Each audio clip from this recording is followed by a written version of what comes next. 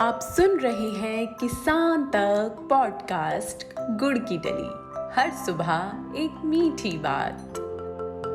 नमस्कार, मैं हूँ संध्या बिष्ट और आज की मीठी बात जुड़ी है महाराष्ट्र से। महाराष्ट्र सरकार ने किसानों को विदेश यात्रा करवाने का फैसला लिया है। इसके लिए राज्य के कृषि मंत्री धनंजय मुंडे ने पहल करते हुए 120 किसानों और 6 अधिकारियों के विदेश दौरे के लिए 1,40,00,000 रुपए की खर्च को मंजूरी दी है। दरअसल जलवायु परिवर्तन का असर लगातार देखने को मिल रहा है, जिसका खेती पर भी असर पड़ रहा है। ऐसे में सरकार ने किसानों को विदेश भेजने का फैसला लिया है। अब जान लेते हैं कि आखिर विदेश जाकर किसान किन चीजों की जानकारी लेंगे, जिसको लेकर कृषि मंत्री ने कहा कि हमारी ज्यादातर फसलों की उत्पादकता कई विकसित देशों की तुलना में 4 से 5 गुना कम है। विकसित देशों में उत्पादकता में वृद्धि का एक प्रमुख कारण उनका समयबद्ध कृषि अनुसंधान है। ज्यादातर बड़े देशों में किसानों के द्वारा खेती में नई नई तकनीकें अपनाई जाती है, चाहे फसल के लिए पानी हो या पोषक तत्व। वे मिट्टी के साथ साथ फसल की पत्तियों और तनों का विश्लेषण करके इसे प्रदान करते हैं। विकसित देशों में किसानों के द्वारा फसल के कीटों की शीघ्र पहचान की जाती है और फिर प्रभावी निवारण और नियंत्रण उपाय अपनाए जाते हैं। बड़े कृषि क्षेत्रों में